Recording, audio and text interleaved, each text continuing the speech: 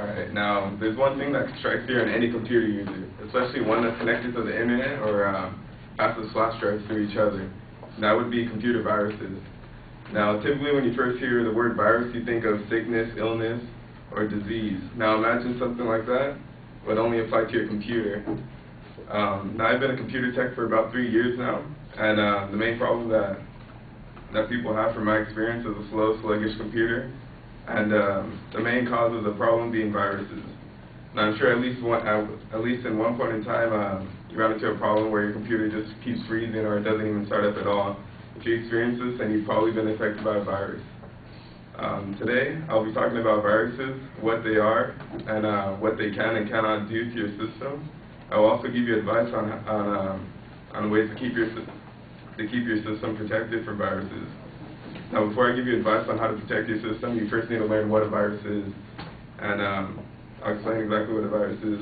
The actual definition of a computer virus, according to Newton.BBS, a virus is a self-replicating computer program written to alter the way the computer operates without the permission or knowledge of the user, which also usually affects the system in a negative manner. With that being said, there are many different types of viruses, and they can affect the computer in different ways. The first one up, we have the Trojan horse virus. Now this one's similar to the Greeks and how they sent the army of men and they hit that horse to the Trojans to get inside their walls of the city.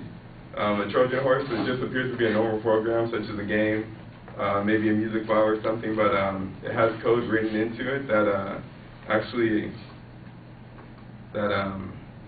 that inputs malicious code into your system, which pretty much gives the hacker full control of your computer. He can do whatever you want with it once you open up that file. This is the most dangerous type of virus because you actually have to physically open the file, which gives them full control of your computer. And the next one up is we have the worm virus. This one's a little bit more complicated than the Trojan horse. It copies and multiplies itself by using computer networks and security flaws. Worms are more complex than Trojan horses because they usually just stealth around the whole system process while they try and find holes or flaws in the system. And for the most part, they usually use them in multi-user systems such as Unix-based environments that are usually spread over networks or schools and stuff like that. For the most part, they're spread throughout emails, and they basically just sit and wait till they can find a back door in the user's computers to which they can get their passwords or other credit card information. And next we have Spyware or Adware. This one's pretty bad. This one's the one that slows down your computer the most. Usually it installs some type of malware onto your computer without your knowledge, and the presence of spyware is typically hidden from the user and can lead to and can be usually difficult to delete. Typically, spyware is secretly installed on the user's personal computer. Sometimes spyware such as keyloggers are installed by the owner of a shared corporate or public computer on purpose, just so they can see what the actual user is typing to make sure that they're not doing anything they're not supposed to.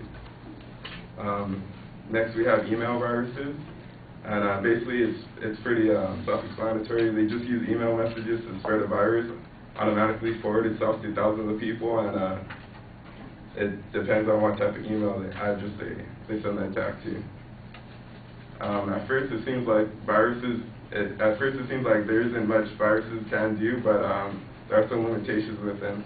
Also taken from Newton.BBS computers, viruses cannot affect the write protected disks, such as like floppy drives. When they have that little write protect on it, it can install itself onto it.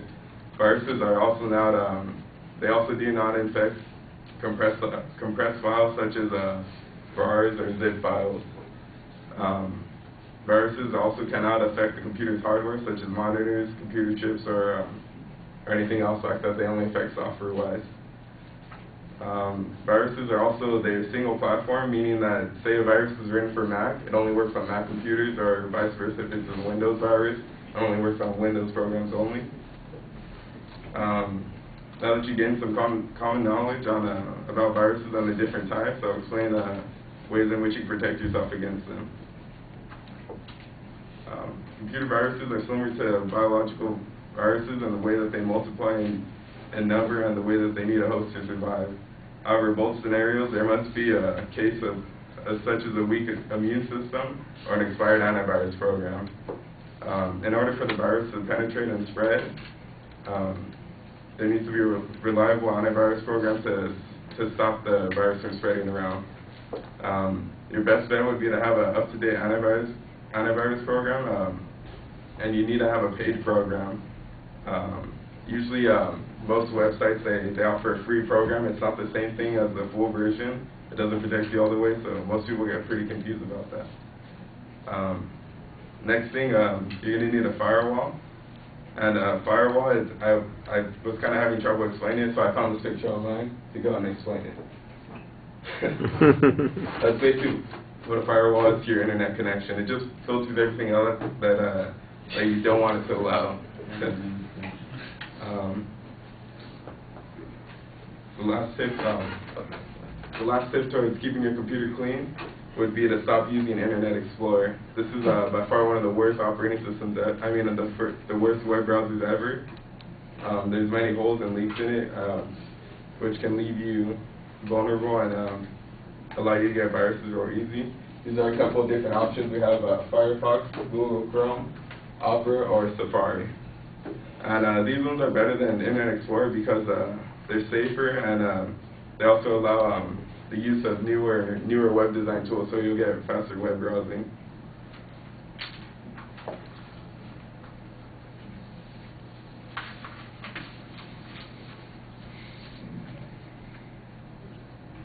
In conclusion, computer crashes and virus problems are very real. Maybe not as important as some of the other issues in the world, but they're still just as real. Will a computer virus kill someone? Probably not. Will they cause the end of the world in 2012? I doubt it.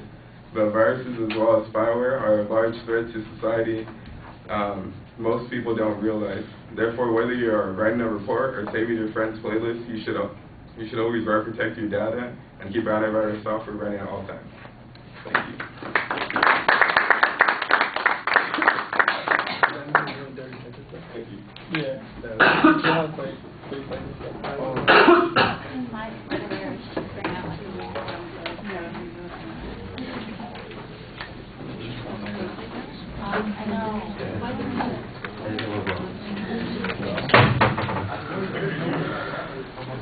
So Casey, what did you think? He was good. He kept looking at his paper a lot, though. It looked like he was talking to the computer, not the people, not to the class. There's a lot of good information. It would have been a little bit more credible if he cited his sources, where he got all the information, and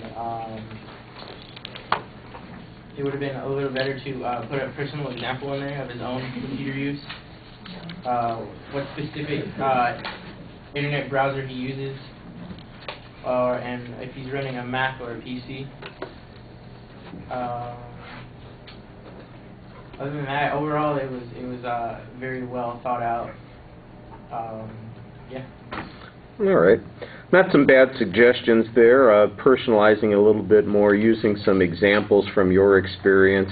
You know, think about a problem or two. Like you said, you've been a tech and you've worked on some of these things. Talk about some of the issues that somebody's faced, or use an experience that one of your clients had as a way of illustrating a problem because they didn't have a firewall, or because they had a particular Trojan horse or some other kind of worm that got into the computer. I think you kind of define the concepts reasonably well for a short presentation. So that part's good. It's pretty well organized. I like for the most part, that the transitions were clear. They were sometimes a little obvious, but at least we knew that you were moving from one point to the next. And I'll tell you, the problems with the transitions were internal rather than in the from one section to the next. It was the subsections that were a little bit problematic. Sometimes it just seemed like, and another thing, and another thing, and another thing when we were in one section. It was clearer when you were moving from one section to the next, but internally it was a little bit problematic. The visuals are okay. Let me stop this.